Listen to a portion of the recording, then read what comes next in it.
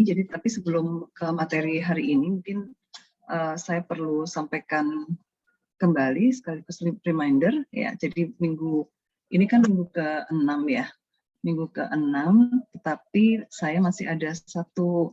Jadi kalau yang tanggal 28 Februari itu kan memang libur nasional, tapi saya tidak hadir di satu pertemuan yang 2 minggu yang lalu, kalau nggak salah 3 minggu yang lalu ya. Nah itu nanti mohon untuk bisa dicarikan waktu. Tapi setelah hari ini kita ada pertemuan ke-7, minggu ke-7 itu harusnya nanti 6 dan 7. Ya, karena minggu ke-8 kita akan gunakan untuk evaluasi sama ya untuk evaluasi short quiz itu. Di minggu ke-6, 7 minggu depan dan tambahan satu lagi itu untuk keperluan presentasi review jurnal. Jadi tolong mulai dikerjakan atau mungkin ada yang sudah ya, kalau di RPS kan sudah dijelaskan ya, kriteria jurnal yang diharapkan adalah jurnal yang bereputasi ya, terkait dengan topiknya relevan dengan manajemen sumber daya manusia.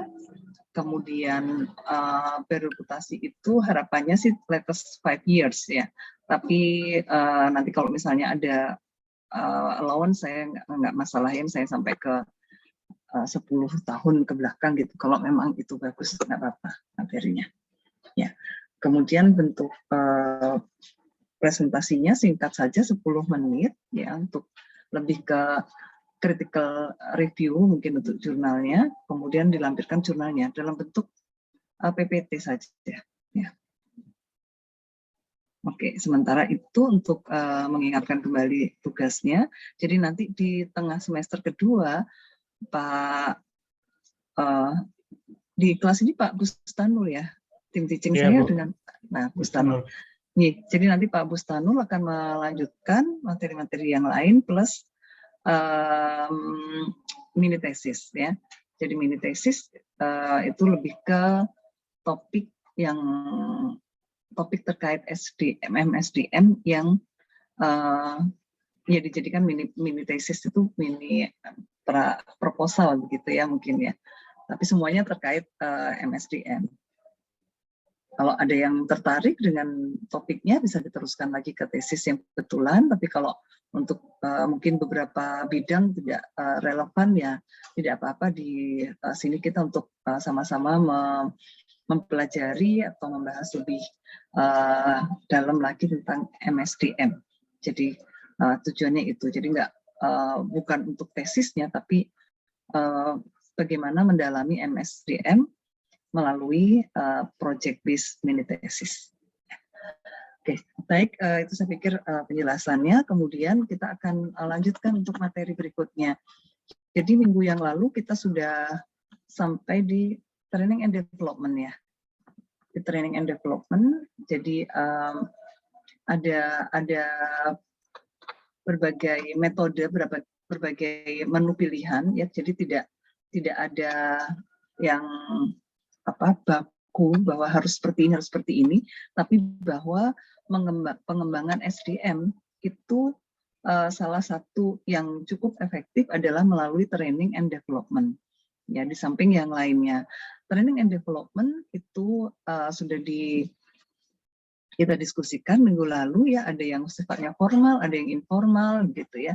Mana yang sebaiknya, tentu yang paling tahu adalah dari masing-masing perusahaan atau organisasi ya, karena karakteristiknya beda-beda. Kalau misalnya relatif informal atau kalau kayak milenial sekarang ya, kalau kita lihat mungkin di startup atau apa itu kan antara pimpinan dengan staffnya, anak-anak milenial itu kan hampir nggak ada batas ya, nggak ada hierarki yang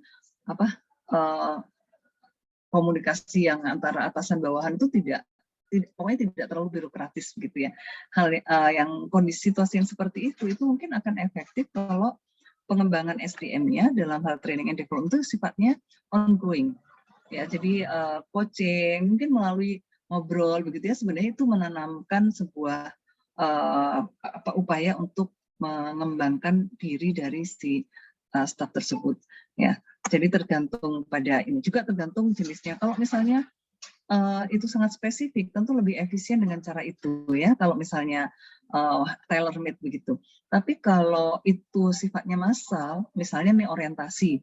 Kalau misalnya training orientasi yang kita bahas untuk bagaimana mempercepat proses internalisasi value dari perusahaan kepada seseorang, utamanya yang new entry, ya itu akan lebih efisien mungkin sekalian gitu ya. Kalau misalnya di semua unit kan, dimanapun unitnya, dimanapun bidangnya, itu kan sama untuk internalisasi nilai-nilai perusahaan.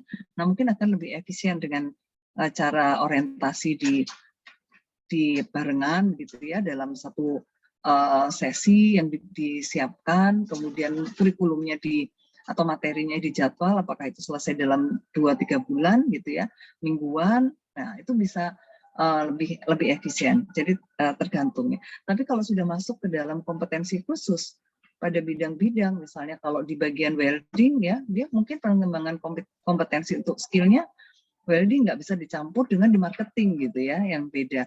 Nah itu mulai mempertimbangkan efisiensi dan efektivitas. Kalau misalnya cuma sedikit kita lakukan training di kelas, kemudian kita mengundang provider, mungkin hitung-hitungannya adalah apakah efisien atau tidak gitu ya. Kemudian mungkin bisa pilihan apakah mengundang, melaksanakan training, menyelenggarakan training sendiri, atau mengikut sertakan di tempat training yang lain. Nah, jadi ada banyak kombinasi yang tentu saja kita tidak bisa menyepakati di dalam ruangan ini yang terbaik adalah ini gitu ya, yang terbaik adalah ini. Tapi kembali teman-teman nanti kalau sebagai pimpinan unit akan melihat mana sih yang paling efektif dengan tipikal perusahaan, tipikal pegawainya ya, nature-nya seperti apa. Saya pikir itu sangat penting untuk dipertimbangkan.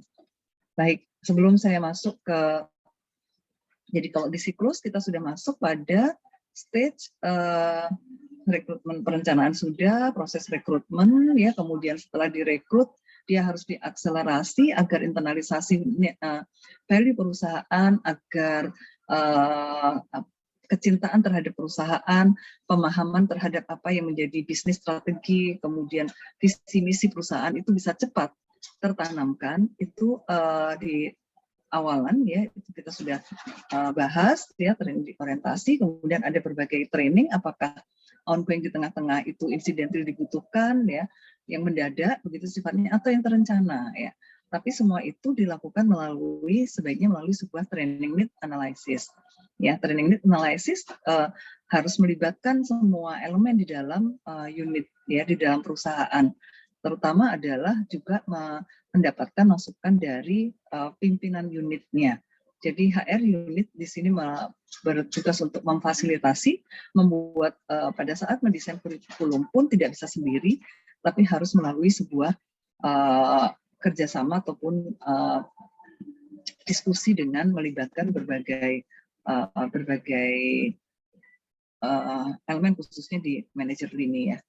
Oke, nah setelah upaya-upaya peningkatan kompetensi, kemudian sangat sudah kompeten semua begitu ya, skillful ya, semua dari sisi kapasitas itu bagus. Nah, tapi di sini kan perusahaan ingin mendapatkan kembali apa yang ditanamkan itu dalam bentuk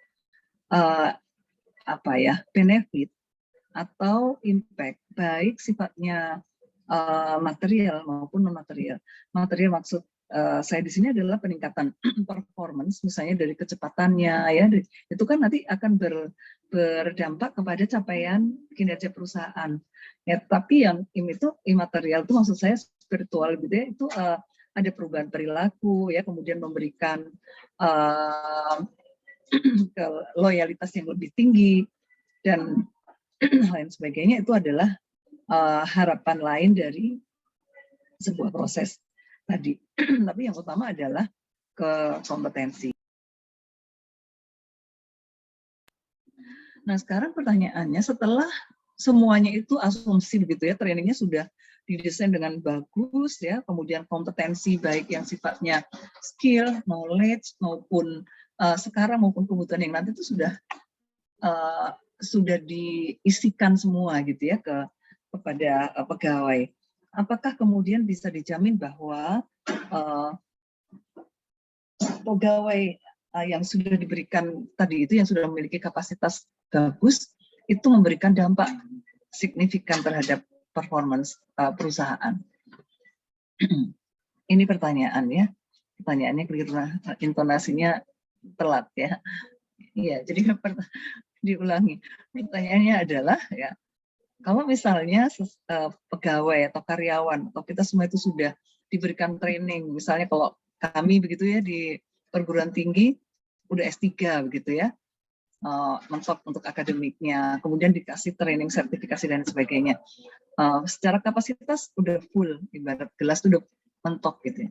Apakah dijamin bahwa mereka yang sudah mempunyai kapasitas seperti ini itu memberikan kontribusi terbaiknya untuk perusahaan? Ada yang bisa memberikan sharing pendapatnya, mungkin dari pengalamannya.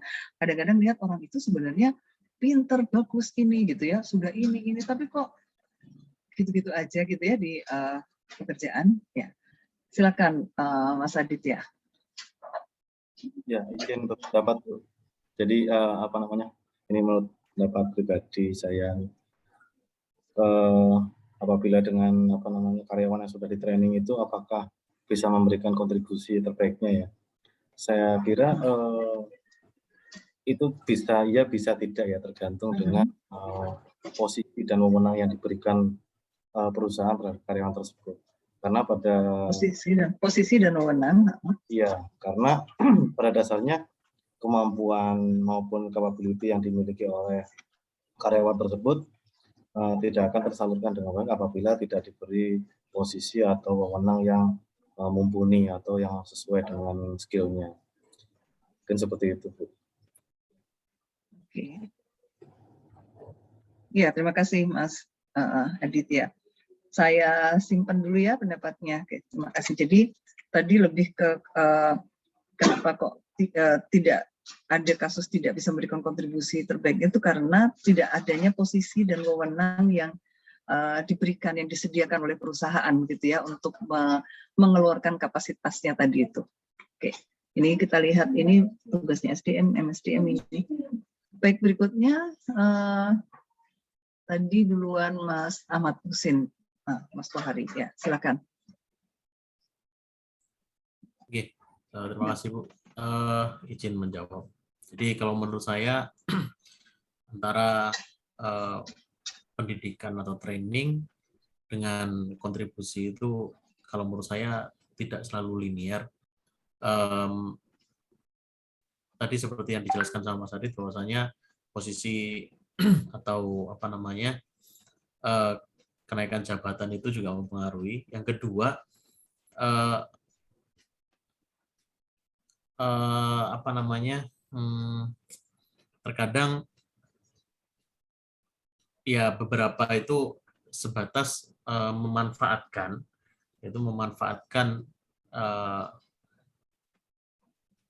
peluang untuk sebatas untuk mengejar karirnya gitu. Jadi menurut saya tidak linear. Tapi kalau misalnya apa namanya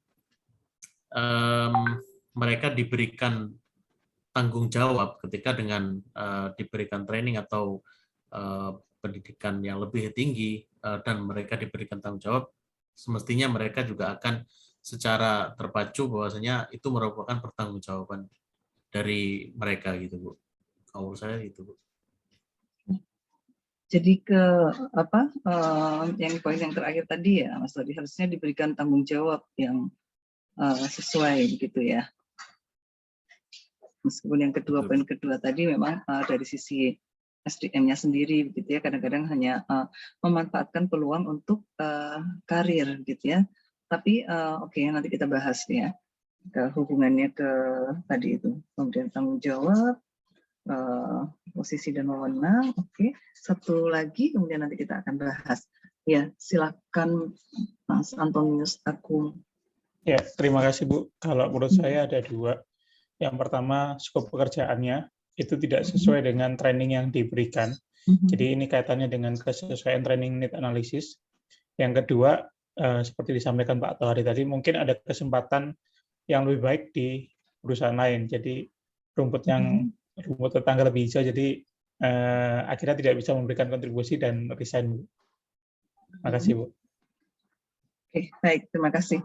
Ya, oke, kita hold dulu dari 3 yang disampaikan oleh Mas Adit, Mas Hussein, dan Mas Antonius tadi ya, hampir senada ya. Artinya gini, kita sudah, jadi di sini kan kembali kita lihat bahwa peran dari HR unit ya itu sangat penting. Sekarang pertanyaannya kenapa kok kalau orang sudah diberikan kapasitas yang sangat baik ya, ini kan asumsi kan kapasitas tadi diberikan oleh perusahaan ya melalui training dan lain sebagainya. Tapi yang bersangkutan ini udah punya kapasitas tetapi tidak menunjukkan kapasitasnya. Yang pertama tadi ada karena posisi dan wewenang tidak diberikan sehingga kapasitas itu tidak bisa diimplementasikan atau diaplikasikan gitu mungkin ya.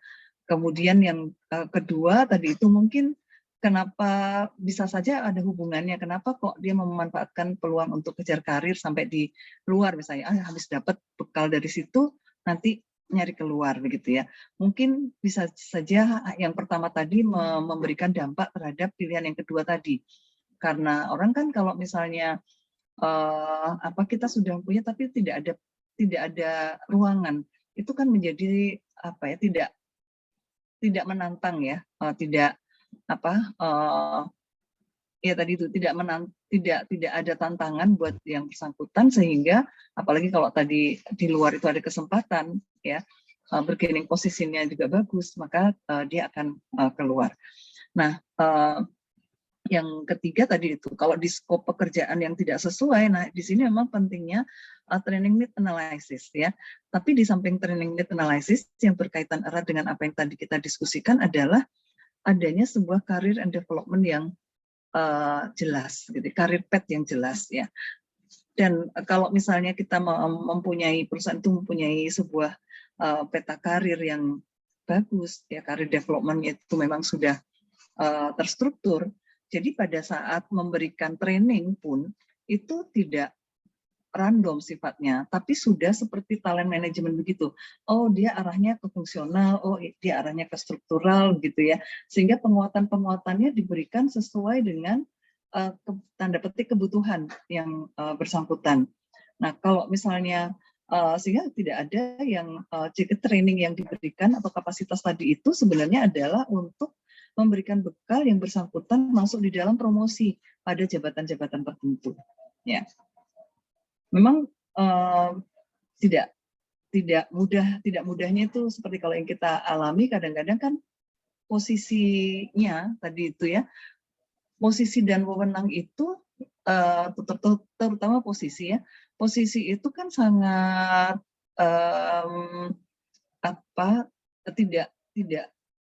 tidak mudah, tidak cepat untuk berubah ya. Jadi misalnya kalau seorang manajer gitu ya, kan tidak dalam sepanjang dia masih bisa, si manajer ini masih bekerja dengan sangat baik, dia nggak akan digantikan kan, sampai misalnya ada promosi lagi ke atasnya gitu, sampai ada promosi. Sehingga kalau misalnya perusahaan tidak dapat mengakomodasi yang di layer bawahnya yang sebenarnya sudah sangat siap untuk pada posisi itu, nah itulah tadi itu yang akibatnya bisa mungkin keluar ya, atau kemudian ya sudah saya bisa tapi saya tidak pada level itu, ya mendingan nggak tetap mengerjakan seperti yang pada posisinya.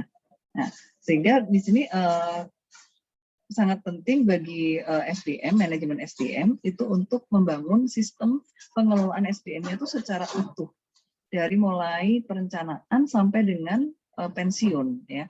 Jadi itu semuanya secara utuh dan transparan sehingga kita sebagai individu misalnya sebagai karyawan ini tuh bisa membuat plan, individual plan-nya. Saya nanti mau kemana gitu ya. Nanti kan setiap tahapan misalnya kalau promosi itu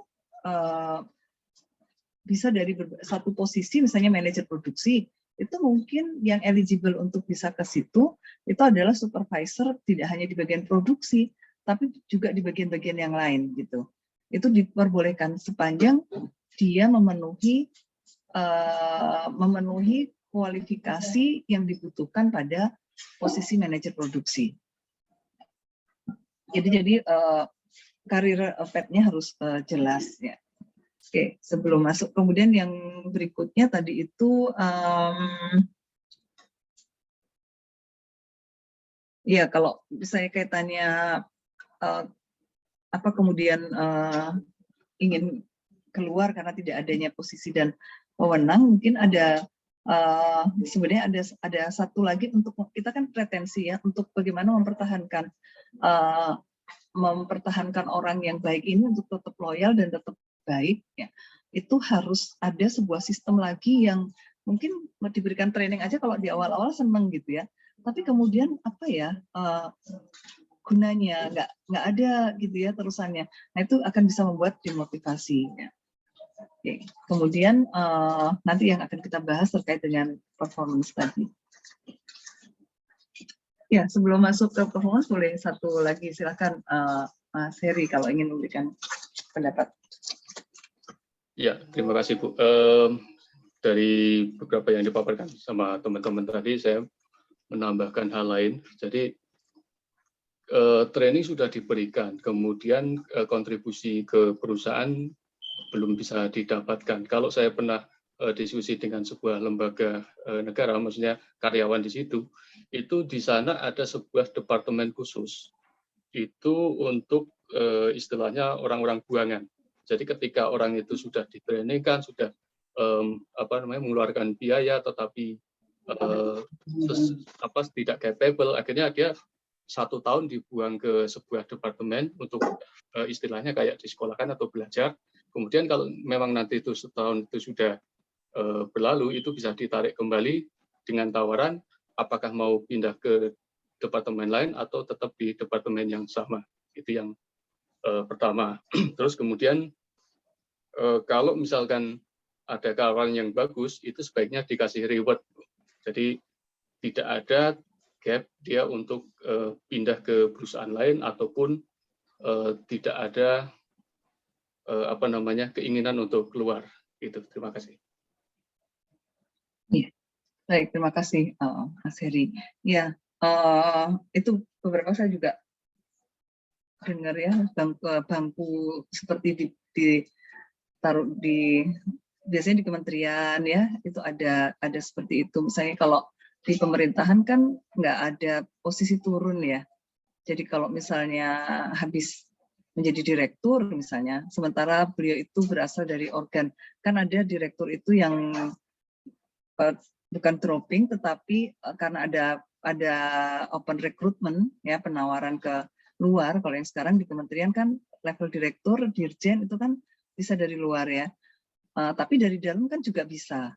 Nah biasanya kalau misalnya yang dari dalam, kemudian dia pada posisi level eselon 2, itu kemudian tidak lagi menjabat, nggak turun ke kabak atau turun ke eselon di bawahnya, tetapi kemudian digeser ke satu tempat yang tadi diceritakan oleh Mas Eri. Padahal itu kalau di dalam perusahaan pasti rugi ya. Artinya kan itu resources yang ini tetapi seperti tanda petik jobless gitu ya. Nah itu tantangan dari mestinya kalau misalnya dia ditempatkan di situ, tetapi difungsikan berarti kan ada fungsionalnya sesuai dengan kemampuannya itu, kemudian difungsikan menjadi fungsional yang mempunyai kesetaraan. Kalau memang nggak boleh turun kan kesetaraan jabatan dengan jabatan struktural itu mungkin akan lebih manfaat ya, lebih manfaat ketimbang tadi itu.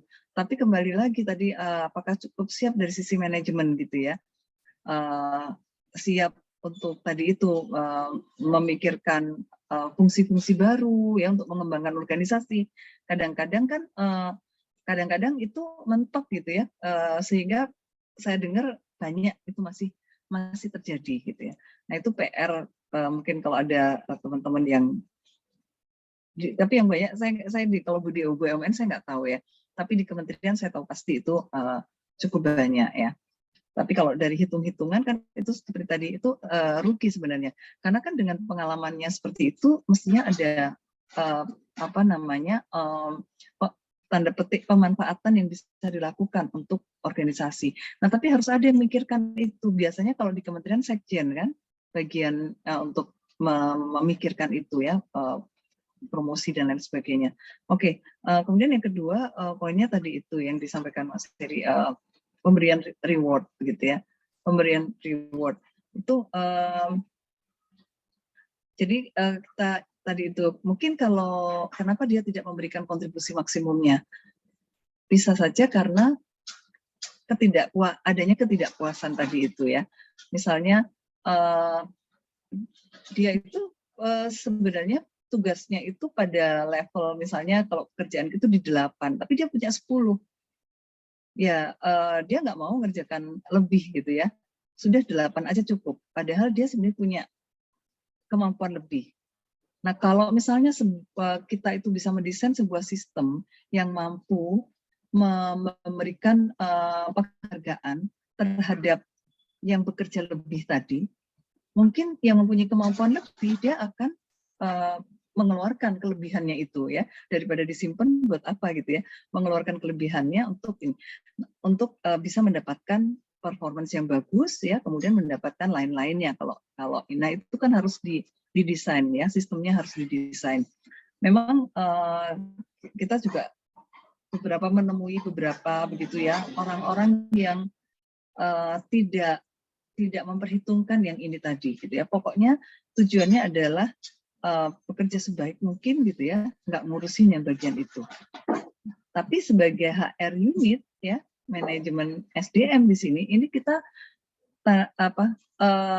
nggak boleh gitu ya, nggak boleh melihat ketidakadilan itu. Jadi kan seperti saya sampaikan tadi, saya ada orang yang nggak pernah komplain, tapi dia kerja terus gitu ya, meskipun diberikan reward yang sama dengan teman-temannya, dia terus aja. Nah, ini orang extraordinary ya. Tapi kita sebagai orang HR nggak boleh melihat membiarkan itu, mestinya ya. Bentuk fairness-nya adalah orang yang bekerja baik akan mendapatkan baik, sementara sebaliknya juga demikian. Nah, itu bisa dilakukan kalau sebuah perusahaan itu memiliki sebuah sistem reward yang bagus ya. Bagaimana sistem reward yang bagus? Itu sementara ini kita anggap aja sama pendapatnya gitu ya. Yaitu sebuah sistem reward yang berbasis pada performance ya. Yang mengkaitkan dengan performance. Jadi pay-based performance.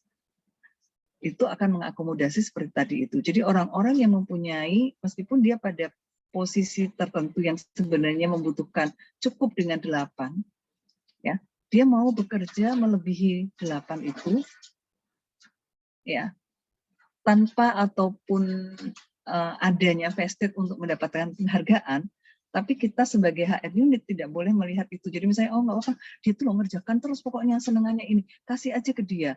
Terus dia kerja nggak komplain dia. Ya kalau kita punya perasaan itu, sudah tahu itu dilakukan, maka tanda petik berdosa ya.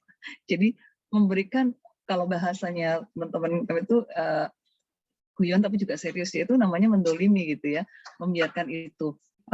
Kalau kita bisa sebenarnya membangun sebuah sistem yang, kecuali kalau memang perusahaan belum mampu gitu ya, perusahaan belum mampu masih seperti ini, ya sudah, itu kan nanti soal reward itu kan yang paling tinggi, reward itu ada di atas ya, yang nyatet orang kalau bekerja dengan ikhlas, kemudian itu kan sudah, tapi kan itu kan ini ya, kita sebagai orang profesional harus menghargai itu, tidak boleh jaga ke orang-orang yang baik banget gitu ya, yang nggak ngurusin itu kan.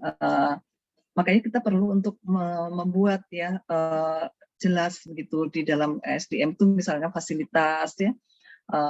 Kalau reward management apa bentuknya, finansial, non finansial. Finansialnya seperti apa, non finansial seperti apa, harus diformalkan agar tadi itu. Jadi kalau misalnya pada level A dia mendapatkan fasilitas, katakan rumah dinas, mobil dinas, ya itu kan reward juga ya.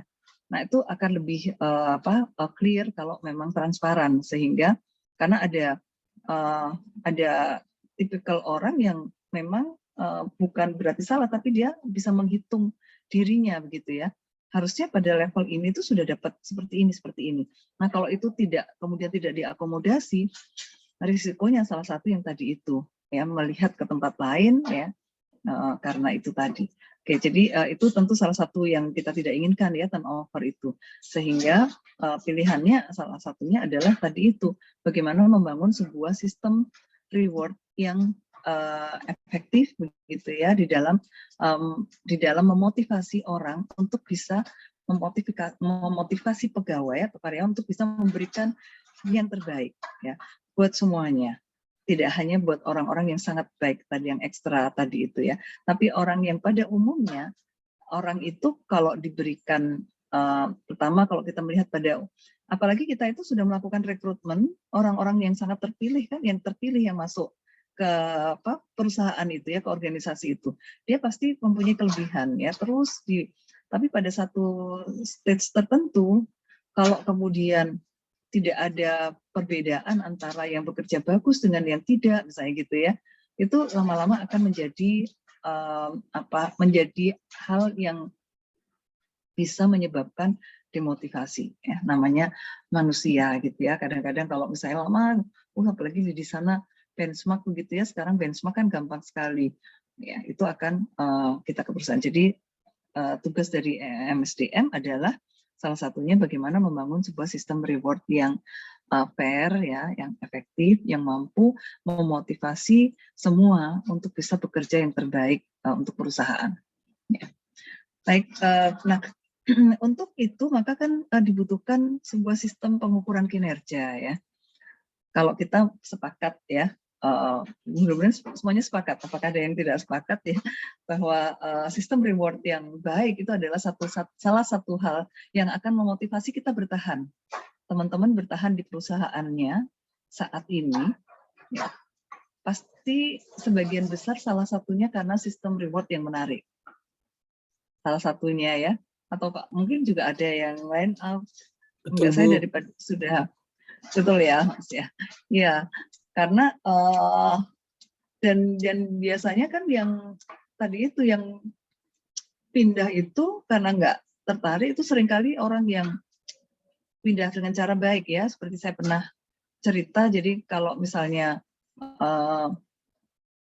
dulu saya ingat, saya sudah pernah cerita belum ya, yang mungkin soalnya ada 2 kelas barengan, jadi saya agak takut salah, udah bercerita di satu belum bercerita di sini, atau dua-duanya sudah. Jadi ada salah satu teman pada saat dulu dia tuh bekerja di sebuah perusahaan asing gitu, karena performance-nya cukup bagus ya, dan dia modelnya pokoknya bekerja begitu ya, tapi pada satu titik dia itu mengerjakan pekerjaan yang sebenarnya pada level GM, sementara dia manajer yang sudah beberapa tahun begitu ya, pekerjaannya diapresiasi pekerjaannya dengan misalnya diikutkan oke, di meeting dilibatkan sama orang ini ya, tapi tidak secara jabatan itu tidak. Akhirnya yang bersangkutan ini resign gitu ya, resign tapi dengan cara yang baik, sampaikan ke perusahaan ini. Waktu kemudian ditanyakan kenapa, kemudian disampaikan karena supaya terjadi perbaikan di perusahaan itu. Jadi salah satunya adalah karena sudah seperti leveling off ya. Leveling off itu saya sudah mengerjakan sangat ini, tapi nggak ada level lagi yang kayaknya bisa dimasuki gitu ya. Kalau mungkin di BUMN bisa saja mungkin pada level tertentu seringkali itu drop-dropan gitu, yang di dalam ada hambatan untuk bisa mengisi itu misalnya, itu kan sama dengan leveling off ya. Jadi kayak sudah nggak tembus lagi, udah mentok gitu, udah mentok. Nah, si yang bersangkutan itu kemudian mengundurkan diri dengan menyampaikan seperti itu. Nah, orang perusahaan asing ini ya, orang kebetulan masih banyak ekspatriat waktu itu, kemudian khawatir juga gitu ya waktu ini, kemudian berusaha untuk bernegosiasi. Oke, ambil pokoknya apa yang kamu ini kan kita akan akomodasi, nanti berapa bulan kita akan adakan promosi gitu ya. Tapi sudah selesai buat teman saya itu sampaikan bahwa no point to return ya, dia sudah mengajukan pengunduran diri, mungkin itu akan baik untuk the next ini policy. Jadi jangan harusnya perusahaan begini-begini. Oke, kemudian yang bersangkutan resign, keluar, tapi karena memang performance-nya bagus, si perusahaan ini tetap menawarkan kalau anytime Anda ingin kembali, kita welcome gitu ya. Tapi ya nggak kembali ya, karena di tempat lain sudah mulai ada posisi-posisi yang bagus. Tapi itu resikonya kalau kita tidak menyiapkan ya sebuah sistem pengembangan karir yang bagus ya, sistem SDM seluruhnya nggak bagus, mungkin juga sistem rewardnya. Kalau misalnya tadi itu ya udah leveling off, dia sudah dapat secara reward itu sudah sesuai begitu ya. Tapi kalau leveling off kan maksudnya sudah nggak ada mentok lagi, mestinya dia sudah mengerjakan pada level katakan di eselon 1 kalau di pemerintah. Tapi tidak, berarti rewardnya kan karena reward itu kan berbasis pada level ya, pada jabatan ya, itu dia tidak mendapatkan yang tadi itu. Kalau sistem rewardnya begini, kecuali kalau ada sistem reward yang lain, misalnya dia nggak pakai basisnya itu, misalnya karena Anda sudah mengerjakan lebih dari ini, dapat reward misalnya gitu ya sistemnya. Mungkin itu menarik. Nah ini yang case tadi itu tidak ada. Jadi itu salah satu kerugian dari perusahaan pada saat yang kemudian yang mengajukan pengunduran diri itu adalah yang sebenarnya masih dibutuhkan sangat oleh perusahaan. Nah kita sebagai HR unit tugasnya balik lagi bagaimana mendesain sebuah sistem manajemen sumber daya manusia yang efektif dan efisien. Tentu saja ya, kadang-kadang juga kita nggak boleh misalnya membangun sistem reward yang melebihi kemampuan perusahaan ya. Tetap nanti di dalam proses menetapkan beberapa hal itu ada constraint yang harus diperhatikan. Jadi kalau misalnya di kami di ITS sebagai PTNBH kan kita ada otonomi ya, salah satunya adalah non finansial. Jadi kita boleh mengelola aset kita boleh membangun sistem remunerasi secara mandiri gitu. Tetapi ada constraint bahwa tidak boleh lebih dari 40% pendapatan non PNBP, pendapatan non PNBP itu kan pendapatan bukan pajak ya, PNBP, saya lupa pokoknya nggak kena pajak gitu ya. Nah, kalau misalnya ada constraint 40% dari itu, maka pada saat kita membuat sistem remunerasinya itu harus disimulasi ya, kemudian menetapkan angka-angka indeksnya itu kalau dieksekusi atau diimplementasikan tidak melanggar tadi itu ya. Itu dan itu bisa disampaikan kepada semua stakeholder di perusahaan. Oke. Baik, ini sebenarnya ada dua, kalau kita bicara sistem pengukuran kinerja itu ada dua, ada kinerja organisasi dan kinerja individu. Tapi kita tidak membahas banyak di kinerja organisasi ya, nanti kita akan karena di manajemen SDM mungkin lebih banyak di employee performance ya.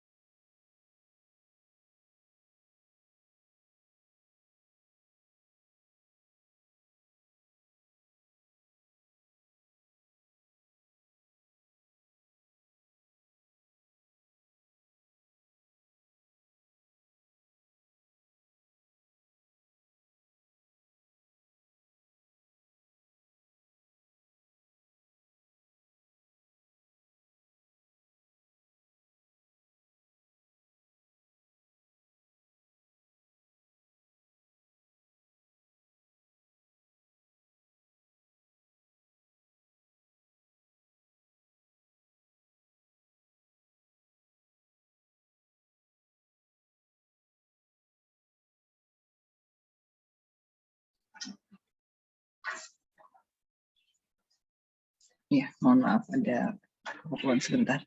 Oke. Baik, saya lanjutkan. Sebelum masuk ke employee performance, jadi nanti yang kita harus perhatikan itu ada kinerja organisasi, ya, dan kinerja individu. Nah, yang penting di sini adalah bagaimana melakukan alignment antara kinerja organisasi dengan kadang-kadang kita itu misleading gitu ya, atau nggak ada hubungan antara organisasi dengan individu. Jadi individu ya diukur pakai apa gitu ya, organisasi ada ukuran-ukuran, misalnya menggunakan beberapa metode yang sudah sahih gitu, yang individu juga, tapi sebenarnya tidak nyambung. Tidak nyambung itu ekstrimnya adalah performance individunya itu rata-rata di atas 100 ya, yang berarti kan perusahaan harus membayar ya. Saya rata-rata 125 gitu ya performance-nya, kan akan mengalihkan dengan indeks dengan ini itu semuanya kinerja lebih gitu ya. Sementara ternyata pas dihitung capaian perusahaan itu di bawah 100 gitu ya. Itu bisa terjadi kan kalau ukurannya yang dipakai untuk individu ini tidak sejalan dengan KPI-nya organisasi. Nah, itu nanti yang harus perhatikan. Oke, sebelum masuk ke PPT saya tadi ada yang ingin kelewat. Tadi siapa sudah lo? Iya, ya oke Mas Januari, monggo. Ini mengenai tadi Bu, yang Ibu bahas mengenai job desk yang mungkin levelnya PGM itu. Apakah itu kesalahan awal ketika melakukan job analysis, Bu? Atau memang dari awal orang itu sudah tahu job desk-nya seperti itu, workload-nya seperti itu ya no complain gitu kan, karena sudah dijelaskan ke awal ketika kamu promosi di sini, role and responsibility kamu tuh segini. Dan juga sesuai misalkan peraturan perusahaan, kamu dapatnya ABC, benefit, ya seperti itu, Bu. Ya, kalau di analisa pekerjaan, ya job analysis itu memang harus dilakukan dengan sangat baik. Nanti kan ketemu job desk-nya itu ataupun fungsinya, itulah yang menjadi tanggung jawab. Jadi seperti tadi seseorang sepanjang bisa mengerjakan itu sudah lolos tanggung jawab gitu ya. Maksudnya secara standarnya itu sudah terpenuhi. Nah, yang tadi itu kalau misalnya kadang-kadang seseorang tuh punya lebih kan dari yang standar, dia tuh udah bisa mengerjakan lebih dari standar sebenarnya. Tapi karena tidak ada sama saja orang yang merasa tidak ada pentingnya untuk mengerjakan lebih. Jadi dia tidak mengerjakan itu. Dan kalau perusahaan tidak peka terhadap itu, sebenarnya kan sayang gitu ya, karena dia sebenarnya punya delta lebih yang bisa dimanfaatkan oleh perusahaan untuk membangun kinerjanya, tapi tidak. Nah, salah satunya supaya ini keluar kan tadi itu, misalkan dia mungkin udah waktunya promosi, tapi kan kadang-kadang posisi itu tidak cukup fleksibel gitu ya, nggak bisa, apalagi kalau posisi di atas kan pasti kita piramidanya juga seringkali piramida gini kan, semakin atas semakin sedikit, jadi bersaing untuk promosi itu cukup ketat gitu ya. Nah, jadi satu itu kalau misalnya nggak ada proses promosi atau career development-nya tidak bagus, jadi orang itu seperti berhenti, nggak ada ini ya. Itu yang satu. Kalau yang non finansial gitu ya, secara pengakuan rekognisi di dalamnya itu yang membuat dia tidak termotivasi. Yang kedua tadi itu ngapain saya bekerja lebih ya kalau misalnya pendapatannya ya begini-begini aja misalnya gitu ya. Meskipun itu tidak diungkapkan secara jelas, tapi mungkin dirasa itu muncul. Nah, itu yang harusnya jadi kadang-kadang memang begini, perusahaan bisa saja ya job analysis itu direview ya. Jadi yang tadinya itu segini, setelah standarnya itu semuanya memenuhi, standar itu bisa naik. Ya, ternyata dia mau standarnya bisa naik. Yang penting tidak mengurangi reward-nya. Ya, jadi misalkan kita menetapkan standar baru kan kadang-kadang direview ya pada saat kayak KPI gitu ya. Kemarin standarnya itu 80% itu sudah memenuhi performance standar. Tapi karena semuanya itu sudah bagus, kemudian capaiannya itu 100 semua, berarti kan semuanya harusnya ini standarnya sudah nggak di situ lagi gitu. Standarnya bisa dinaikkan. Tapi rewardnya nggak boleh kemudian diturunkan. Misalkan di reward yang tadi X itu untuk standar 80, pada saat standarnya itu dirubah menjadi 90, dia dapatnya tetap 80 di 90. Nah itu yang tidak lazim gitu ya. Jadi biasanya pada saat mau kenaikan gaji atau mau kenaikan bonus atau kenaikan sistem, itu sekaligus lakukan perubahan target-target itu. Nah, gitu Mas Yanuar ini ya. Jadi bisa direview job analysis-nya, disesuaikan agar tadi itu ya dia bisa bekerja lebih. Ya. Terima kasih Bu. Ya, sama-sama. Oke, baik. Saya akan teruskan kembali, tidak membahas di organisasi, tapi mohon dipahami bahwa kinerja organisasi itu ada banyak metode yang bisa dipakai untuk mendesain sistem pengukuran kinerja.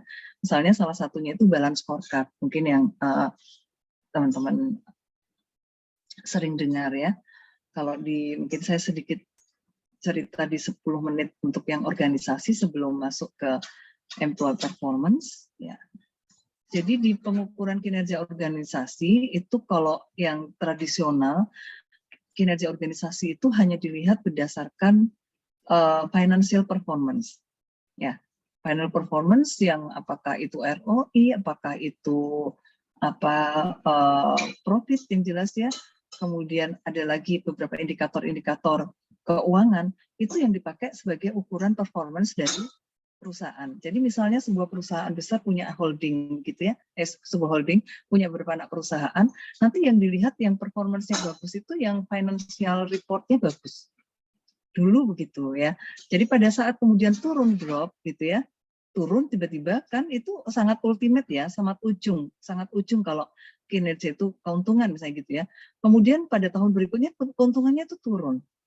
Ya dia performance akan jatuh pada saat ukurannya itu. Ya, jadi kalau penilaian kinerja unit begitu ya, atau bisnis unit itu dilihatnya dari finansial. Ya, jadi pada saat turun, ini kenapa ya kok turun gitu ya? Waktu melihat ke belakang itu tidak bisa langsung ditrace, tetapi mungkin tetap bisa kenapa gitu, tapi tidak otomatis tahu. Dan juga kalau misalnya kita itu tahu di dalam sistemnya itu bisa dilakukan monitoring sehingga tidak ujuk-ujuk pas turun gitu ya, oh jelek ini kinerjanya kayak turun. Nah jadi dikembangkanlah pengukuran kinerja yang tidak hanya memperhatikan aspek finansial tetapi juga non finansial. Mungkin sebelum ke sana saya coba share screen sebentar.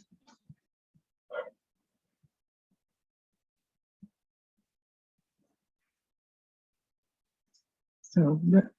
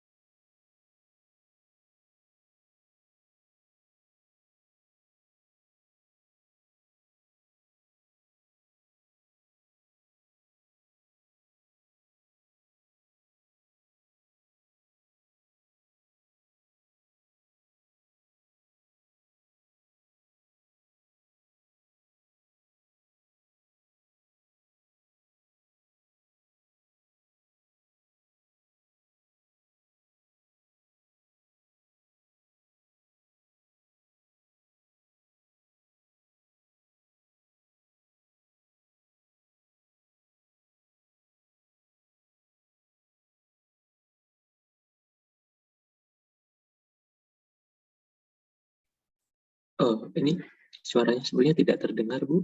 Masih di mute ya? Ya maaf, masih mute. Nah, Makasih. ya, makasih. Oke, jadi saya tidak membahas tentang traditional performance lebih banyak, tapi poinnya adalah traditional performance itu sistem yang masih menggunakan ukuran kinerja perusahaan atau organisasi itu di aspek finansial, tok gitu ya ukurannya, ya. Sehingga setelah dari pengalaman tersebut ada beberapa yang tidak relevan pada saat mau melihat performance atau kinerja dari unit-unit di bawahnya itu tidak ada indikator-indikatornya. Jadi misalkan gini, ukuran perusahaan kan pasti biasanya kan performance finansial yang menjadi penting ya, utama profit ya seperti itu. Tapi profit ini dimunculkan karena apa? Oleh masing-masing di bawahnya. Jadi harusnya dilakukan cascading ke bawah ya. Profit ini disupport pasti oleh semua unit kan di bawahnya. Tapi misalnya bidang departemen produksi, R&D, marketing, finansial gitu ya. Semuanya ini kan akan bekerja sesuai dengan fungsinya. Dan kalau semuanya bekerja baik, maka profitnya kan akan baik mestinya. Jadi harus ada ukuran departemen produksi itu dibilang baik kalau apa, ya. Kemudian marketing kalau bagus itu apa, dan semua yang ada di situ. Kemudian ke bawahnya lagi. Jadi harus ada ukuran-ukuran itu. Nah, semua ukuran-ukuran indikator-indikator ini dilakukan monitor, ya, dimonitor, diukur periodik gitu ya. Jadi pada saat terjadi penurunan profit, misalnya kita tetap orientasinya itu di finansial, di ultimate-nya, tapi bisa melakukan tracing lebih cepat. Jadi pada saat turun gitu ya, kan kalau kita pakai traffic light system gitu, profit turun nanti ada yang merah di produksi, ada yang merah apa gitu ya, yang di marketing ada merah apa, yang di R&D udah hijau semua, ini udah benar gitu ya, yang ini. Nah, jadi itu akan kelihatan apa yang menyebabkan itu. Nah, contoh aja misalnya, itu masih berkomunikasi kan dengan tapi nggak lapor atau juga informal ya itu gini memang saya ngerti jadi maksudnya kalau secara kita dengarkan dulu. Oke. Baik, kita lanjutkan ya. Ya, jadi traditional performance, pengukuran dengan menggunakan traditional performance ya, ini bukan dianggap ya, memang berdasarkan research ya, berdasarkan research yang dilakukan oleh Kaplan. Kaplan ini kan bukunya terus diupdate ya, karena terlalu, jadi misalnya kalau kita mau hitung keuntungan gitu kan biasanya di ujungnya akhir tahun ya, ada laporan, meskipun di tengah tahun mungkin di kuartal atau trimester atau di semester itu sudah ada, tapi itu belum cukup menunjukkan, misalnya kan belum bisa dihitung profit tahunannya begitu ya. Kalau kadang-kadang di tengah memang itu adalah masa-masa ada kos-kos yang memang harus muncul sehingga mungkin tidak bisa kelihatan langsung begitu ya. Pada saat angka finansial itu dimunculkan, itu mungkin tidak bisa memberikan arti pada bagian-bagian yang lain. Ya. Kemudian juga terlalu agregat ya, karena seperti tadi itu ya, karena langsung diukur di ujungnya. Nah, sehingga untuk keperluan-keperluan kontrol, ya, pengendalian atau monitoring itu kurang bisa dilakukan, sehingga muncullah beberapa sistem pengukuran kinerja yang dibilang modern, gitu ya. Lebih modern di sini itu artinya sebenarnya tidak hanya menggunakan tidak hanya menggunakan aspek finansial, tetapi juga non finansial. Ya, saya tidak membahas juga ini. Jadi kenapa kemudian ini dilengkapi? Bukan berarti dihilangkan ya, finansialnya tetap penting, tetapi ada ukuran-ukuran lain yang harus juga ditetapkan, yang itu relevan dengan tetap memperhatikan relevansi ya, kemudian juga fokus pada tujuan, ya, dan lain. Jadi harus, nah kalau di dalam proses nanti penetapannya itu yang dilakukan proses cascading tadi. Jadi kalau misalnya di bisnis strateginya, ya, visi misinya apa, kemudian dia akan turun, ya, performance indikator atau ukuran dari perusahaan itu katakan profit. Pada saat di cascade, lakukan di cascading di level bawahnya, dan seterusnya, itu akan ketemu KPI-KPI yang relevan dengan masing-masing unit. Jadi kalau kinerja dari masing-masing unit yang diukur berdasarkan KPI-KPI tadi itu bagus, mestinya waktu di agregat dia akan bagus. Gitu. Nah itu di sistem pengukuran kinerja yang dipandang lebih modern. Ada beberapa metode yang sering dipakai. Beberapa model pengukuran kinerja yang dibilang modern tadi, ya, diantaranya adalah performance measurement questionnaire, ya. Jadi pengukuran kinerja menggunakan questionnaire. Maksudnya menggunakan questionnaire-nya ini adalah untuk menentukan dari berbagai atribut, ya, itu mana sih atribut kinerja yang paling penting sehingga itu perlu diukur. Ya, jadi di sini isinya di performance measurement questionnaire ini ada questionnaire tipe 1, 2, 3 yang dipakai untuk menetapkan kriteria-kriteria dan kemudian membangun KPI, ya, untuk dijadikan sebagai ukuran. Kemudian smart system, ya, ini penetapan jadi pengukuran kinerja yang didasarkan pada beberapa KPI yang sifatnya smart. Ya. Kemudian balance scorecard, mungkin semuanya sudah mengenal, ya. Adakah yang belum kenal dengan balance scorecard di kelas ini?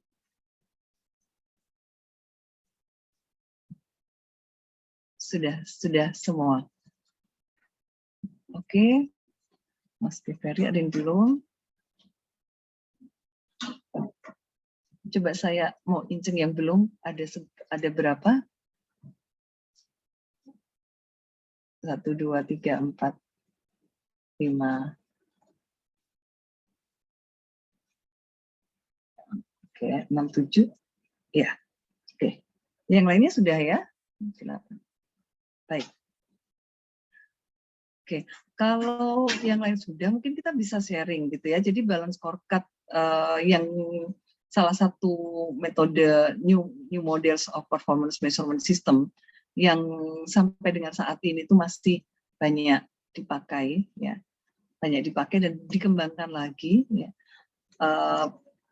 Mungkin dari yang punya pengalaman itu Mbak Dewi Sita, boleh cerita apa balance scorecard yang apakah di perusahaannya juga menerapkan itu? Mbak Dewi bisa share? Gimana Bu? Sebentar. Ini koneksi saya agak buruk. Balance scorecard. Tentang balance scorecard, Mbak Dewi sudah pernah mengenal balance scorecard atau mungkin di perusahaannya menggunakan itu?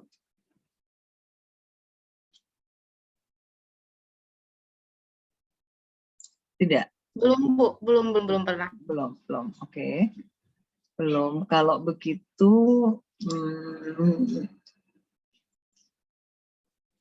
iya, Mas Ardiansyah.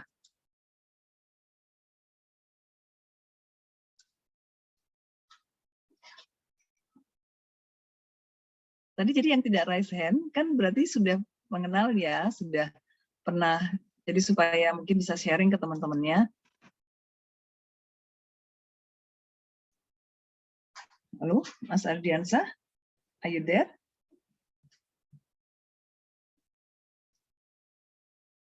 Ya. Iya, Bu. Ya, sudah pernah menggunakan balance scorecard atau sudah pernah mengetahui? Boleh cerita sedikit? Sepertinya sudah pernah sedikit dibahas, Bu, di kuliah sebelumnya, Bu. Oke, bisa Strategi dan teman-teman kalau nggak salah. Iya, gimana ceritanya?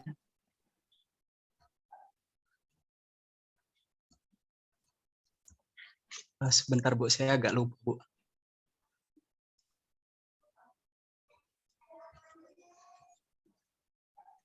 Agak lupa. Atau dibantu yang lain, silakan yang mungkin sudah pernah. Apa poinnya Saya balance coba, Bu. scorecard? Ya, silakan Mas Antonis. Kalau di tempat saya ada 4 perspektif, Bu. Perspektif keuangan, konsumen, proses bisnis, sama pembelajaran dan pertumbuhan. Kalau keuangan itu ya kita bicaranya tentang laba bersih. Kemudian kalau yang konsumen itu kita ada kepuasan pelanggan. Kalau yang pembelajaran dan pertumbuhan itu kita ada sharing knowledge, Bu. Mungkin seperti itu, Bu, yang saya pahami. Ya, oke, terima kasih Mas Antonis. Ya, jadi di balance scorecard ini kan tadi kalau pergeseran dari traditional performance yang lebih menitik beratkan pada, bukan menitik beratkan ya, malah kinerjanya itu benar-benar hanya dilihat dari financial performance, ya, dengan finansial, tidak memonitor secara terstruktur aspek-aspek yang lain.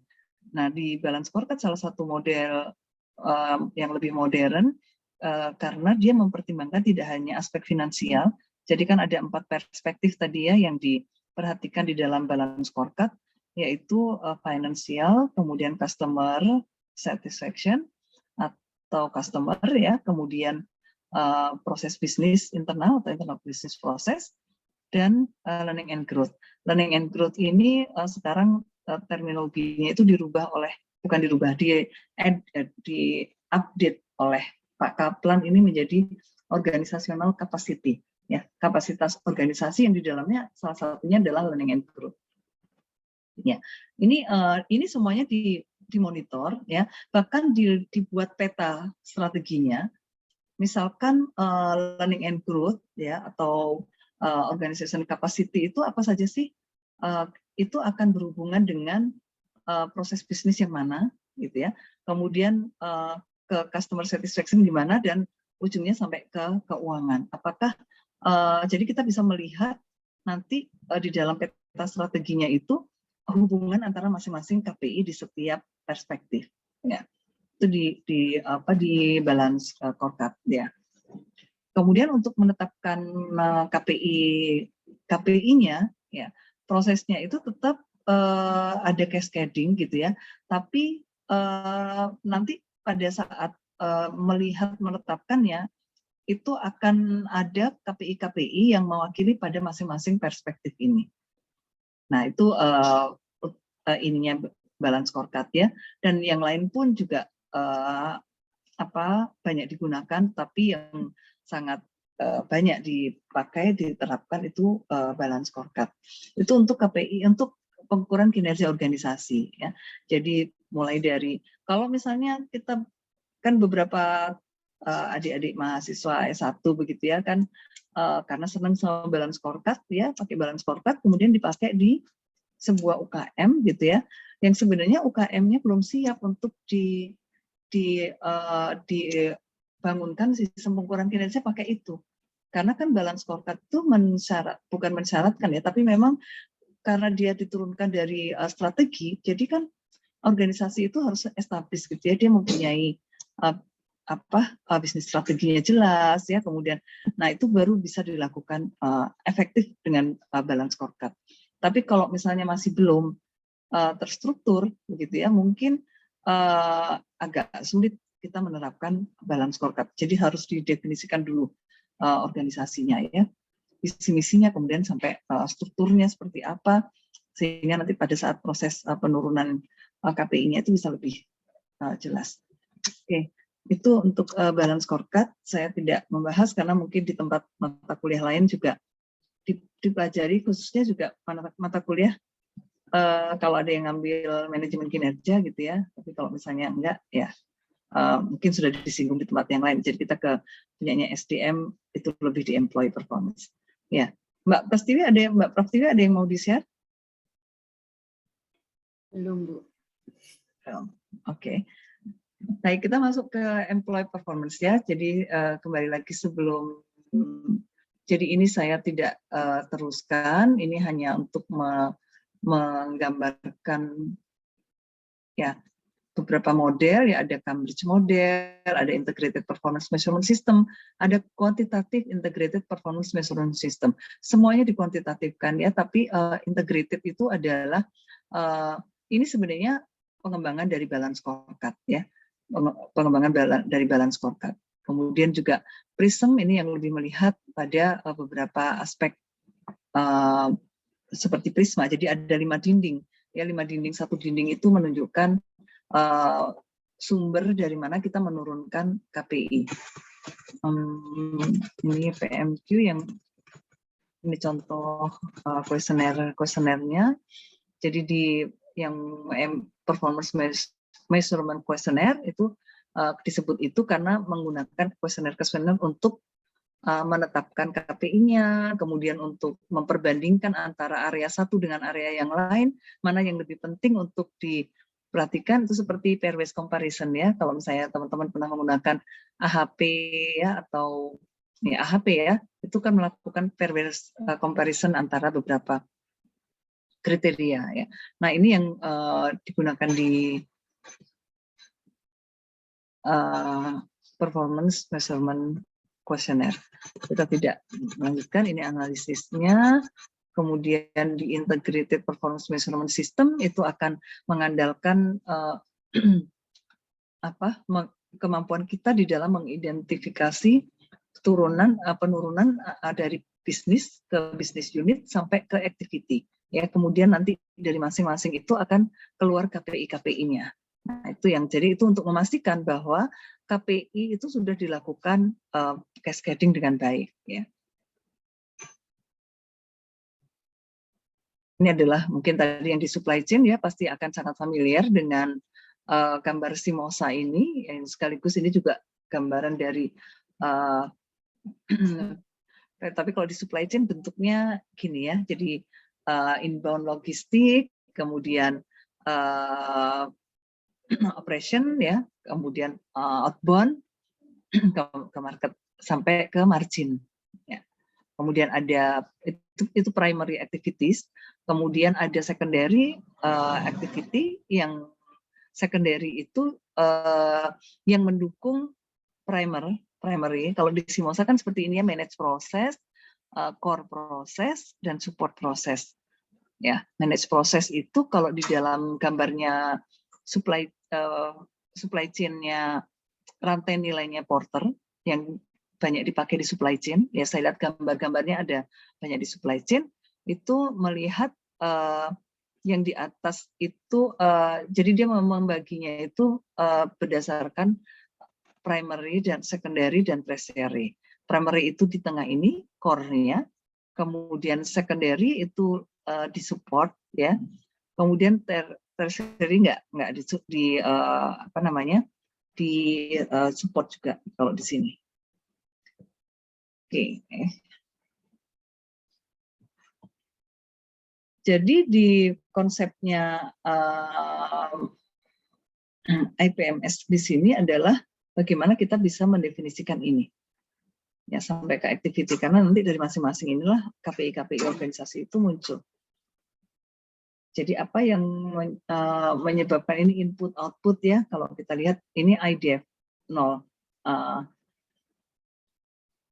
sampai ke activity. Jadi ini pasti akan nyambung ya. Business unit itu akan diturunkan ke bisnis. Mungkin sebuah organisasi, sebuah perusahaan itu mempunyai beberapa business unit.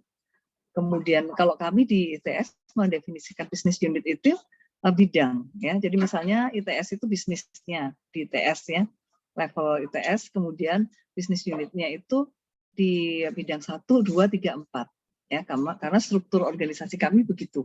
Jadi bidang 1 itu akademik kemahasiswaan, bidang 2 itu perencanaan keuangan dan sarpras, bidang 3 itu SDM organisasi dan teknologi sistem informasi, bidang 4 itu kerjasama dan kealumnian ya. Itu bisnis unitnya, karena masing-masing mempunyai bisnis gitu ya. ini kalau menggunakan kata bisnis di perguruan tinggi itu agak sensitif ya. Pernah kami pada saat mensosialisasikan pertama gitu ya proses bisnis inti. Jadi yang core bis itu apa, yang non core apa, itu kita kan bukan perusahaan yang profit oriented gitu ya. Jadi agak dimarahin, saya harus pelan-pelan gitu ya. Business unit itu, jadi itu bukan semua apa yang kita lakukan itu adalah bisnis sebenarnya. Jadi pendidikan misalnya itu kan sebuah usaha, sebuah bisnis tapi non profit gitu. Jadi untuk memfamiliarkan, karena selama ini kan seolah-olah bisnis itu ke gitu ya. Karena kita mencoba mengaplikasikan ini. Nah, jadi kemudian di bawahnya bisnis unit itu ada beberapa bisnis proses. Kalau di akademik kemahasiswaan, bisnis prosesnya apa? Kita gambarkan petanya. Mulai dari awal sampai akhir rantainya kan. Mulai dari kalau misalnya di MMT begitu, ini bagian dari akademiknya itu mulai dari admission atau mungkin promosi di depan ya. Kemudian itu bagian dari admisi. Kemudian setelah mendapatkan mahasiswa, kemudian bagaimana penerapan proses pembelajarannya sampai lulus ya, sampai wisuda, itu adalah bisnis prosesnya di bisnis unit akademik dan kemahasiswaan. Bisnis prosesnya di perencanaan keuangan dan sarpras akan beda lagi. Jadi bagaimana mereka melakukan ini dan seterusnya. Nah, kalau diturunkan lagi ke activity, nanti yang tadi itu proses pembelajaran misalnya, aktivitasnya apa saja, nanti mulai muncul detail gitu ya. Nah, ini sama juga kalau di perusahaan kan juga demikian nih. Kalau misalnya perusahaan kita anggap bisnis unitnya. Kalau perusahaan itu sebuah perusahaan multi atau perusahaan yang mempunyai perusahaan holding gitu ya, yang mempunyai anak-anak perusahaan, bisa saja anak perusahaan itu kita anggap sebagai bisnis unit. Kalau mau menggunakan ini ya, jadi mendefinisikan apa itu bisnis, level business unit, bisnis proses dan activities. Ini di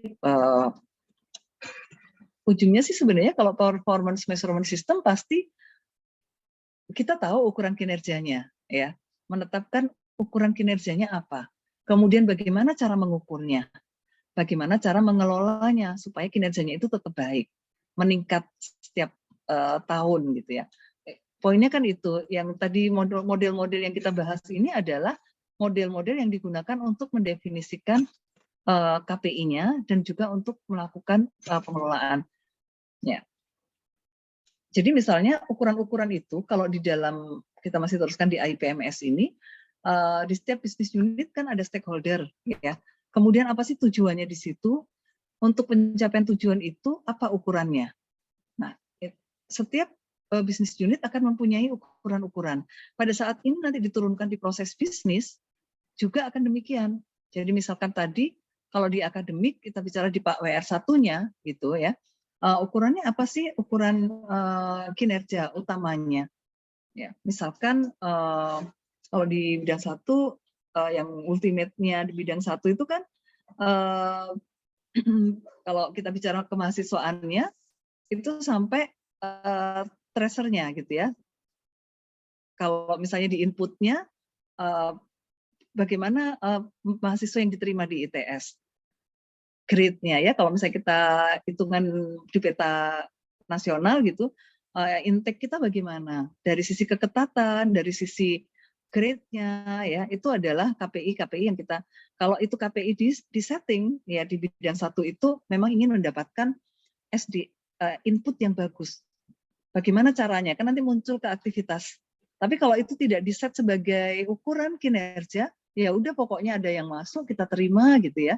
Udahlah ada yang masuk aja udah syukur misalnya gitu ya. Tapi kalau orang milih kita bisa setting gimana mendapatkan input yang bagus, itu akan mempermudah proses dan juga akan menjamin output-nya gitu ya. Kalau prosesnya bagus, output-nya bagus. Jadi berusahanya dari hulu, dari input-nya. Nah, kalau kita bisa gitu ya, tapi kan kadang-kadang ada kalau misalnya kita mohon maaf ini bicaranya yang di perguruan tinggi karena yang saya banyak tahu di situ ya. Misalkan ada perguruan tinggi lain gitu, kalau guyonnya boro-boro milih gitu ya. Yang ruang kita sediakan itu 100 aja, seringkali yang daftar itu cuma 50. Jadi siapapun yang masuk kita terima. Apakah kemudian tidak bisa menghasilkan yang bagus Belum tentu.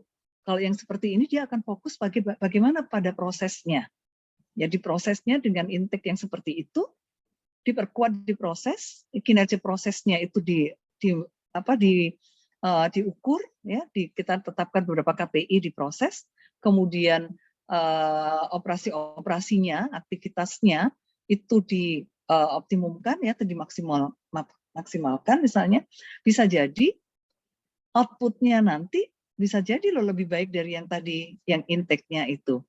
Nah, jadi ini kalau mungkin Bapak Ibu teman-teman pernah ada yang sudah punya putra yang di SMP gitu ya, atau kan kita berebut ya waktu zaman dulu. Sekarang kan saya sudah nggak ngikuti lagi, tapi sekarang itu kan sudah rayonisasi ya.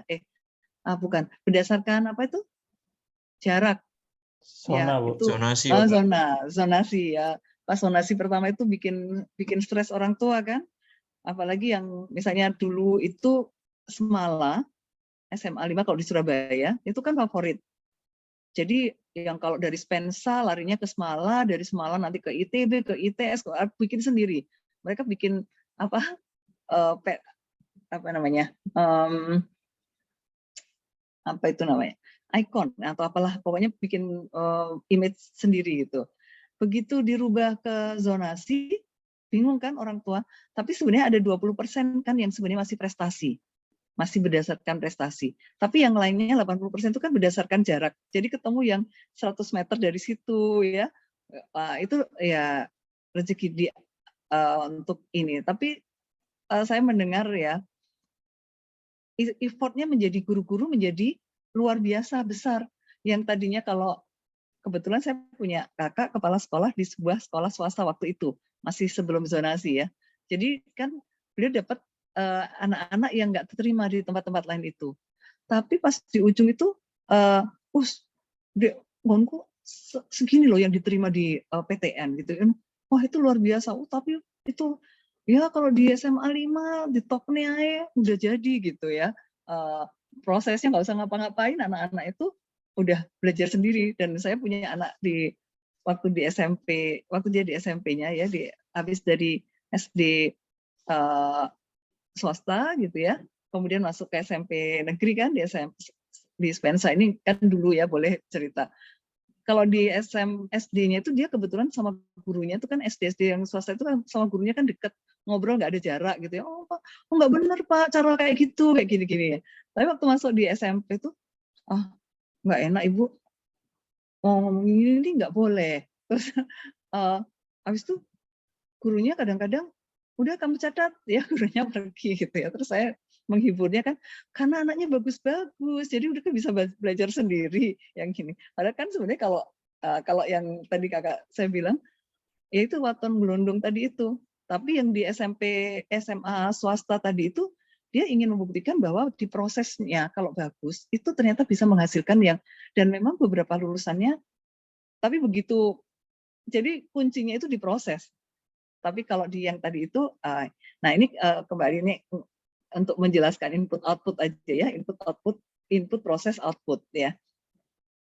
Jadi udah saya nggak ngikutin lagi ya, yang di SMA sedang bergelut dengan caranya. Tapi kalau pinter itu yang di 20% itu bisa dijadikan leverage sebenarnya.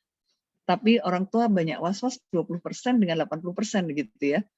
Kalau di area situ itu kata dulu itu sempat itu yang bijinya cuma rata-rata berapa juga bisa masuk gitu ya. Ya nggak apa-apa, memang kan tujuannya itu tujuan jangka panjang itu kayak menghilangkan favorit. Jadi semuanya sama gitu ya. Nanti pemerataan gurunya juga harus sama. Nah mudah-mudahan tujuan baik itu bisa tercapai ya. Tapi memang pada masa transisi itu kan ada tanda petik korban ya, seperti tadi itu. Nah, tapi ke depan mestinya kayak kalau saya dengar di Jepang, di Jerman itu memang nggak terlalu ada favorit begitu, udah pakai zonasi aja pokoknya itu, tapi sama bagusnya gitu.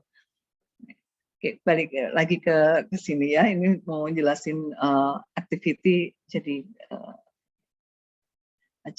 menjauh ya. Mohon maaf. Oke. Jadi ini salah satu contoh ya untuk jadi kalau misalnya penurunan KPI-nya nanti juga. Jadi kalau misalnya tadi itu dari sisi intake-nya itu adalah intake-nya bagus, maka upaya apa yang harus dilakukan pada aktivitasnya. Berarti promosinya yang benar, ininya yang benar. Nah, itu masuk. Nanti ada KPI-KPI-nya juga yang turun dari masing-masing activity itu. Nanti baru kalau pada saat kita milih, nanti masuk proses pembobotan ya.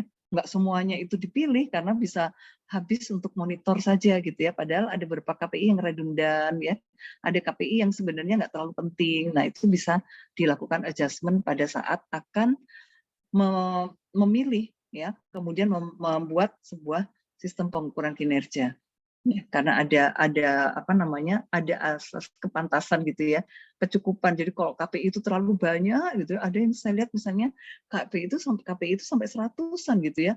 Oh, mungkin artinya gini, di KPI yang di atas kalau namanya di dashboard KPI, dashboard kinerja, kalau board of director dia nggak butuh dengan berapa reject rate-nya, ini kan nggak butuh ya, paling profitnya berapa, ini apa, ini gimana kemampuan kita, selesai. Kayak yang finansial tadi itu seringkali di board of director gitu ya. Tapi pada saat kejadian ini paling suruh coba cek di bawah gitu ya, apa yang terjadi. Jadi nanti di level middle dashboard-nya beda lagi. KPI-nya misalnya kalau di manajer produksi dia sudah punya dashboard-nya, sudah berapa jumlah reject, berapa produktivitas, berapa dan seterusnya ya sampai ke bawah. Nah, ini masih di level di organisasi. Nanti dari semuanya ini kemudian harusnya akan menuju kepada atau diturunkan pada performance individunya. Ya, itu yang penting lagi. Ini model Prism ya. Di setiap ini harus komponen-komponennya harus ada baru kita bisa menggunakan ini. Oke, saya akan berhenti di sini masuk ke, aduh, kok sudah selesai ya? Aduh, mohon maaf ya, habis waktunya. Masih 6 menit saya mau masuk ke, tapi nggak apa-apa kan filenya saya upload di situ, nanti bisa dibaca. Yang ke individu, jadi tadi organisasinya ya. Nah, di employee performance itu, poinnya adalah bagaimana kita bisa menetapkan ukuran-ukuran kinerja dari setiap individu yang ada di dalam organisasi.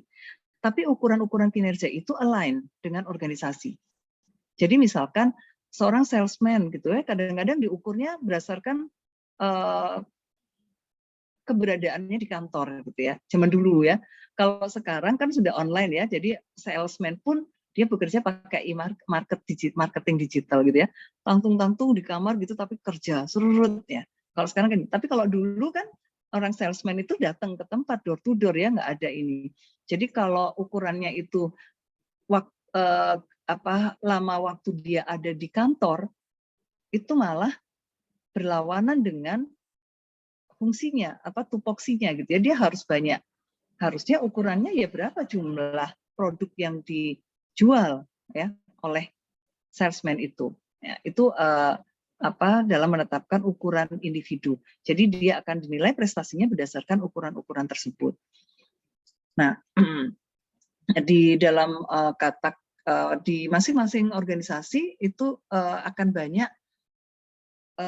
job title dari masing-masing individu. Misalkan contoh job title kalau di level tengah itu ya dia manajer, supervisor, pengadministrasi ya, sampai ke cleaning service itu adalah job title-nya.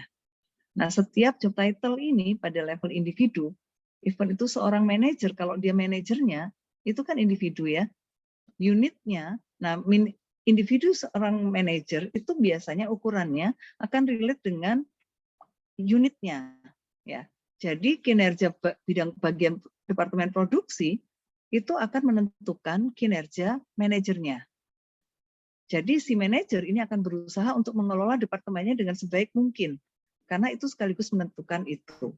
Nah, tapi yang harus juga dijaga adalah setiap individu yang ada di departemen produksi itu, ya, juga mempunyai ukuran-ukuran kinerja yang relevan dengan departemen produksi, ya, supaya kalau kinerja, jadi supaya kinerja individu ini nyambung gitu ya. Jadi seperti yang tadi saya sampaikan di depan, ini individu kinerjanya bagus-bagus, tapi departemennya kok kinerjanya turun. Berarti ada yang salah kan? Ternyata KPI-nya tidak diturunkan berdasarkan tupoksinya atau job desk-nya masing-masing. Nah, karena job desk itu kan sudah dianalisis ya bahwa itu adalah pekerjaan yang harus dia lakukan untuk membuat suksesnya bukan untuk maksudnya tugas atau job pekerjaan yang dia harus lakukan untuk bisa membuat unitnya itu berkinerja. Ya. Jadi sudah ada di tupoksinya masing-masing. Oke, ini oke absensinya. Iya nanti saya coba set. Mungkin sudah terlalu lama ya. Nanti saya akan absenkan. Ada banyak yang masih belum absen? Enggak, tolong dituliskan di chat aja ya, nanti saya. Oke, kemudian saya akan izin share screen sebentar.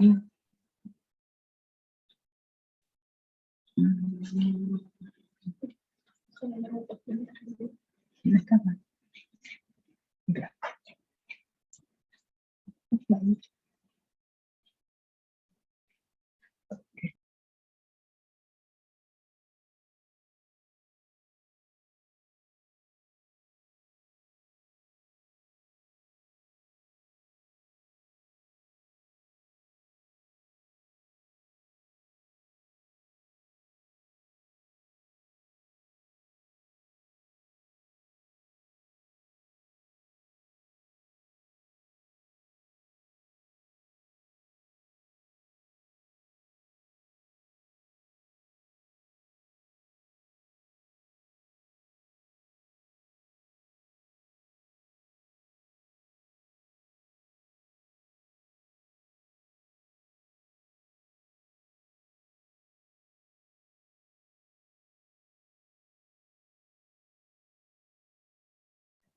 Masih mute ya. Ya, jadi di materi ini teman-teman bisa nanti disempatkan baca sendiri begitu ya. Sorry, kok salah bukanya. Salah ngambilnya. Oke, this one.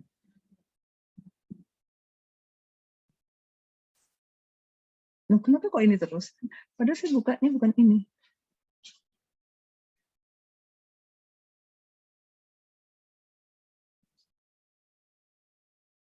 Itu judulnya yang belum update, Bu. Isinya ada performance.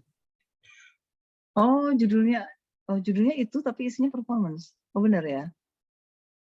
Oh iya. Betul. Oh iya. Oke. Ya sudah kita ini ya, udah benar. Udah benar tapi salah ya. Di sini. Oke, kalau apa judulnya nanti kita buang.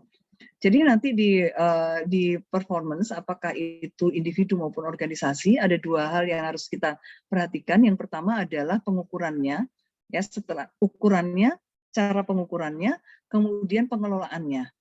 Ya, kadang-kadang kita sudah punya ukurannya, sudah punya instrumen untuk mengukurnya, ya, tetapi tidak digunakan, tidak dikelola dengan baik. Salah satu contoh itu kalau pengelolaannya itu kan harus integrated ya. Pengelolaan atau manajemen itu pasti basicnya itu plan do check and action ya, PDCA atau PEDP ya, ada beberapa DMAIC ya, sama aja gitu ya. Tapi jadi kadang-kadang direncanakan dengan baik, kemudian diimplementasikan, tapi tidak digunakan, tidak dilakukan monitoring, apalagi evaluasi. Ya, semakin ke ujung itu semakin jarang gitu ya. Pokoknya diukur selesai, ganti lagi periode berikutnya diukur selesai gitu ya. Padahal itu adalah hal yang penting untuk menjadi evaluasi untuk perbaikan berikutnya. Salah satu yang sering ketinggal itu kalau di individunya itu di feedbacknya. Jadi kadang-kadang misalnya teman-teman punya supervise, punya anak buah gitu ya, nilai kinerjanya berapa? Kadang-kadang kita nggak aware gitu ya. Pokoknya dia kan sudah diurusi oleh HR ya, dapat bonus berapa, dapat ini berapa gitu ya. Padahal di organisasi dia itu kan akan menentukan KPI kita, unit kita.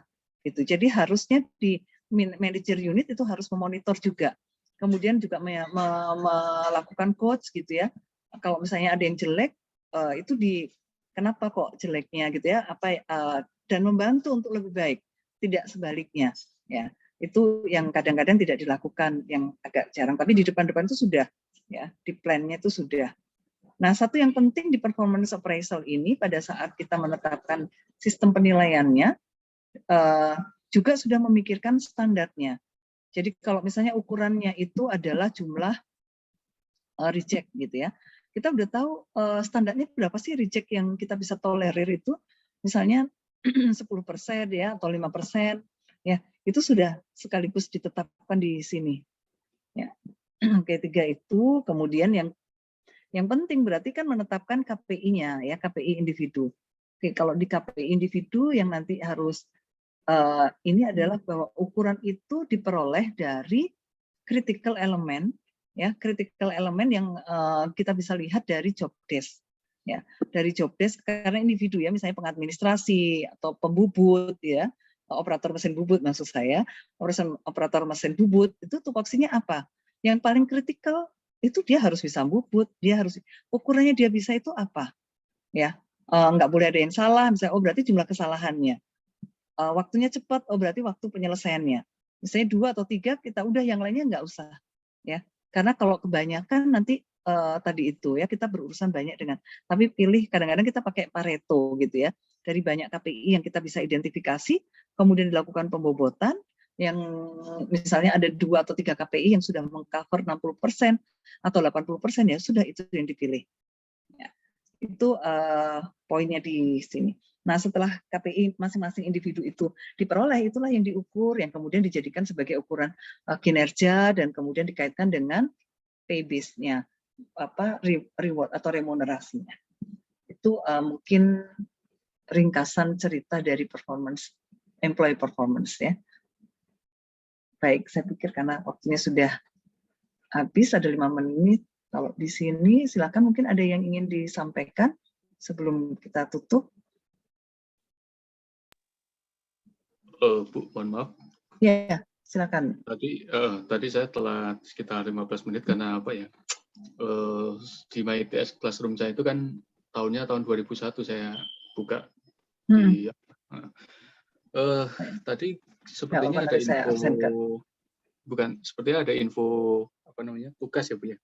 Itu mohon penjelasannya singkat aja Bu. Oh iya, baik, untuk yang lain juga ya. Jadi minggu depan kita perlu ada 2 pertemuan lagi setelah ini yang untuk membahas jurnal review. Jadi tugasnya kan ada 2 ya, review jurnal dan mini tesis. Review jurnal itu untuk tengah semester pertama. Jadi mohon teman-teman untuk mencari jurnal yang topiknya terkait dengan MSDM. Apa saja terkait di dalam lingkup itu ya, apakah rekrutmen, apakah training and development, apakah performance management, apakah bagian kecilnya dari itu boleh ya. Pilih 1 jurnal, kemudian lakukan critical review. Ya. Jadi critical review itu pakai PPT saja, tapi nanti jurnalnya dilampirkan. Waktu mengumpulkan, saya akan buatkan nanti ruang untuk mengumpulkannya, assignment-nya, assignment 1 di minggu depan, minggu ke 6 dan 7 ya. Jadi yang perlu dilakukan dari jurnal itu buat summary-nya, ya ringkasannya, kemudian lakukan critical review. Kalau critical review itu kan apa yang baik di situ, apa yang kurang di situ, mestinya seperti apa gitu ya. Ringkas aja tidak apa-apa. Dan jurnalnya sesuai di RPS itu sebisa mungkin yang up to date ya, yang up to date dan yang bagus, yang bereputasi. Kalau bereputasi nasional itu di Sinta, atau bereputasi internasional itu di banyak jurnal. Begitu ya, Mas Heri. Untuk teman-teman yang lain juga ya. Jadi minggu depan, tolong selain hari Senin, minta dialokasikan 1 waktu di minggu itu. Boleh malam yang lain, boleh Sabtu. Ya. Tanya Bu. Iya, Mbak Prasini.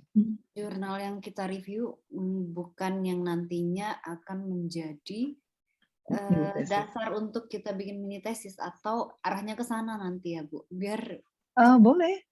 Kalau mau diarahkan lebih efisien, jadi lebih baik begitu ya. Kalau nanti mini tesisnya tentang apa, mendingan ambil jurnalnya yang itu. Tapi kalau tidak pun nggak apa-apa Mbak Tini. Cuman 2 kali itu kan, nah, akan lebih baik kalau mendingan sekarang udah tahu mini tesisnya apa, kemudian jurnalnya jurnal yang relevan di situ sekaligus untuk mini tesis itu oke. Ya. Ada yang baik, ada yang lain? Baik, kalau tidak ada lagi, jadi sekali lagi nanti saya tunggu untuk minggu depan Senin plus 1 lagi jadwal yang untuk presentasi. Kalau di kelas ini ada sekitar 20 ya, tinggal nanti 10 gitu ya. Kita masih mungkin di kelas ini karena 20 kita mungkin masih ada waktu untuk membahas begitu ya. Cukup 10. Nah, kelas satunya itu banyak sekali ya. Jadi mungkin waktunya lebih cepat karena pertemuannya sama. Ya. Baik, kalau begitu kita akhiri ya pertemuan ini. Terima kasih semuanya. Jaga kesehatan ya. Kita ketemu lagi insya Allah minggu depan. Assalamualaikum warahmatullahi wabarakatuh. Waalaikumsalam warahmatullahi wabarakatuh. Terima kasih Bu. Terima kasih ya. Izin N ya.